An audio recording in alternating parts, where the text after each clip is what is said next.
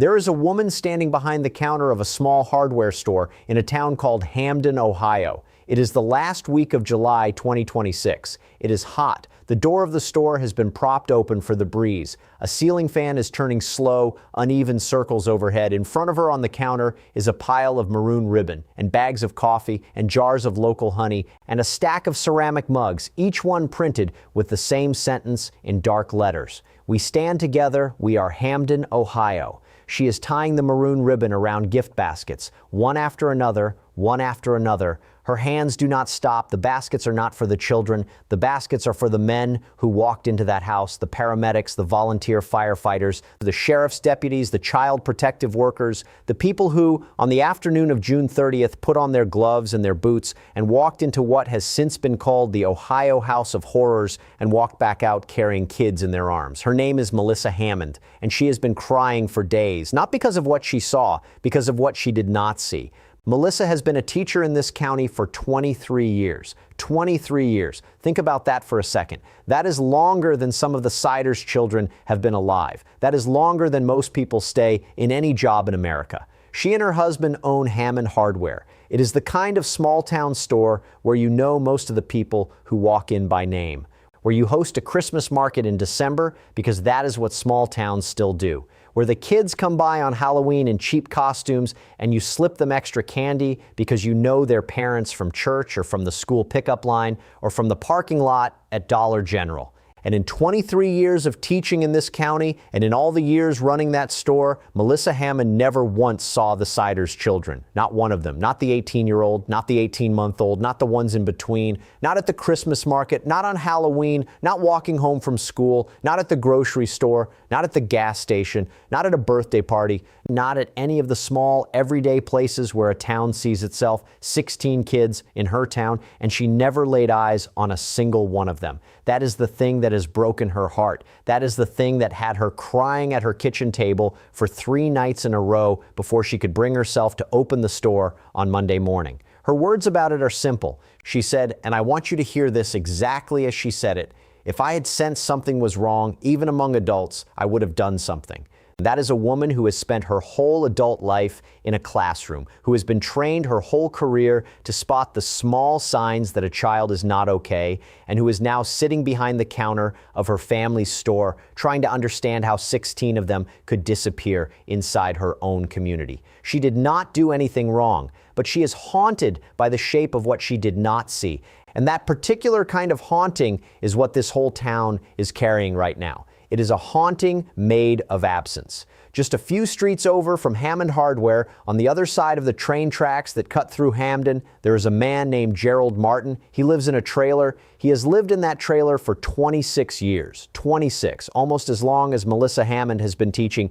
Gerald knows his neighbors. In a town like Hamden, you have to. His trailer sits close enough to the old Siders' house on Omer Street that he could see who came and went in a general way if there was anything to see. He talked to a reporter from the Columbus Dispatch this week. What he said was very short, and it was very heavy. He said, I never did see any kids outside playing.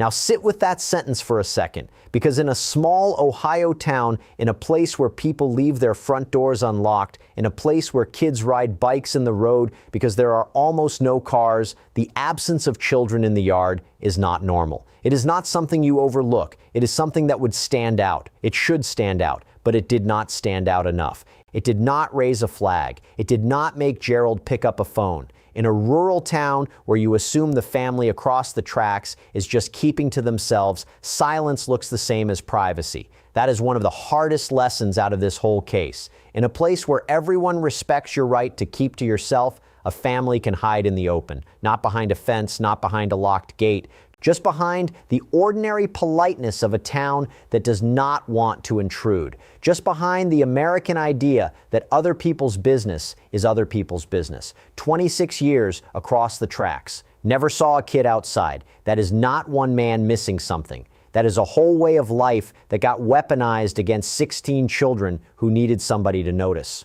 The third witness is the one who actually walked in. His name is Jeremiah Griffith. He is a captain with the Hamden Volunteer Fire Department. And on the afternoon of June 30th, 2026, when the call came in, Jeremiah got behind the wheel of the department's Ford pickup truck and drove a few blocks over to the Siders house. What happened next is something he will carry for the rest of his life. He personally loaded 4 of the Siders children into that pickup truck. 4 kids in one truck, and then he drove them himself the 20 minutes it takes to get from Hamden to the nearest hospital. 20 minutes is not a long drive unless you are the person driving 4 hurt children in the front seat of a pickup. Then 20 minutes is the longest drive of your life. Every stoplight is a decision. Every mile is a prayer. He said the kids did not really talk, not to him, not to each other. They were quiet in a way children are not supposed to be quiet, not shy quiet, not sleepy quiet, something else. A quiet that a man who has been on a lot of emergency calls said he had not really heard before, not from children. Their bodies were thin. Their skin was covered in scratches. Their arms and legs were covered in bug bites. Jeremiah has been asked to describe that drive more than once now. He does not want to. But when he has spoken about it, the sentence he uses is very simple. He says, "Children are innocent. You hate to see when they're hurt." That is a full-grown man, a fire captain, a volunteer who did not have to run toward that house but did, choosing the smallest and simplest words he can find because the bigger words would break him in public. There is no camera footage of that pickup truck drive. Nobody live-streamed it, nobody posted it, it just happened. 4 kids in a Ford, a quiet 20 minutes, a hospital at the end, and a man behind the wheel who will never forget it. That is one of the most important rescues in this entire case, and almost nobody outside of Hamden has heard about it until this week. Now I want to zoom out for a moment, because to really understand how 16 children could be invisible in one town, you have to understand the town itself. And more than the town, the county around it, the Ohio Association of Community Action Agencies puts out something every year called the State of Poverty Report. In their 2025 edition, they laid out the numbers for every county in Ohio. And the numbers for Vinton County, where Hamden sits, are not just bad, they are the worst. The life expectancy in Vinton County is 69.9 years. That is not a typo. 69.9. That is the lowest life expectancy of any county in the entire state of Ohio. Now compare that to Delaware County, which is one of the wealthiest counties in Ohio, just north of Columbus. In Delaware County, the average life expectancy is nearly 12 years higher. 12 years. 12. That means a child born in Delaware County and a child born in Vinton County, born on the same Tuesday, in the same state, under the same governor, are expected to live lives that differ by more than a decade. And that number is not a coincidence, because Vinton County has been formally classified by researchers as what they call a super desert. That is a real term used by planners and public health experts. It means the county lacks not one, but several categories of basic services all at the same time. It does not have full grocery access. Many families drive 30 or 40 minutes for real food, fresh vegetables, real meat, the kind of thing your grandmother would recognize as a meal. It does not have full pharmacy access. Getting a prescription filled can take half a day. It does not have full behavioral and mental health care. Getting a child seen by a therapist can take months. Sometimes there is no therapist at all in the county who takes new patients. It does not have good public transportation. If you do not own a working car, you may not get where you need to go. It does not have easy access to legal aid. If you are a struggling family with a legal problem, help is not around the corner. It is not even in the next town over. It is a phone call to a hotline and a wait list. So think about what that means. This is a place where a family that wanted to avoid every safety net that most Americans take for granted could actually do it. Not because they were clever, because there were fewer nets to avoid. That is the map. That is the ground truth. That is the county the Siders family was hiding in plain sight inside. And here is the part that I am not going to let get lost, because a lot of people covering this case have already turned Vinton County into a punchline. Do not let them do that in your comment sections. Do not let them do that in your head, because what this town has built with almost nothing is remarkable. Melissa Hammond's middle school students, before any of this happened, built what are called blessing boxes. Small wooden cabinets painted bright colors placed around the county. Anybody can leave food in them. Anybody can take food from them. No questions asked, no paperwork, just a wooden box and the honor system. Every single school in Vinton County has a food pantry in it. Every one.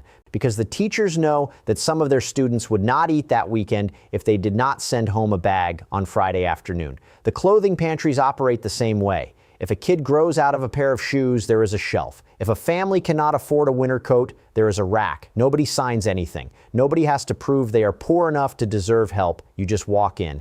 There is a cancer support group in the county that hands out gas cards to families who have to drive to Columbus for treatment, because gas money is the difference between whether some patients get to their chemotherapy or not. Real people, real gas cards, real chemotherapy. And on August 1st of this year, the county is holding a resource fair right in the middle of Hamden. Free health screenings, free legal help, free information about mental health services, all of it coordinated by the same neighbors who could not save the Siders' children in time, but are not going to let another set of children slip through. One of the folks in town put it in a way I have not been able to get out of my head. He said, "You pull over down here, you're getting help from a complete stranger." That is not a poor community. That is a community with poor infrastructure. Those are two very different things. And a country that confuses one for the other is a country that will keep missing these cases until they turn into headlines. Melissa Hammond still cries when she talks about it, but she keeps tying maroon ribbon around those baskets anyway. Coffee, honey, a mug that says, "We stand together. We are Hamden, Ohio." One basket after another, because the doing is the only thing that makes the waiting bearable. And when reporters ask her the hardest question, the one everybody outside of Hamden wants to ask, the one that sits in every comment section of every story about this case, she does not flinch. She answers it. And her answer is a sentence I am going to hold to the very last second of this video so you can feel the full weight of it. She said, "This is not a community that minds their business. Nobody knew." Read that twice, because it is doing two things at once. On one side, it is a defense of her town. It is her saying, we are not the kind of people who look the other way. We help each other. We help strangers. We built the blessing boxes. We built the pantries. We drive each other to chemo. And on the other side, it is a quiet indictment, not of her town, of what happens when a place gets thinned out so far and stretched so thin and lives under services so few that even a caring community can miss 16 children inside it. This is not a community that minds their business. Nobody knew. That is the last sentence for tonight. Hold it. Sit with it. Do not let it turn into a fight in the comments. Let it just be true in all the ways it is true. 16 kids are out of that house now, and a whole town is trying to figure out how it happened on their watch. That is where we leave it tonight. And I will see you back here for the next update.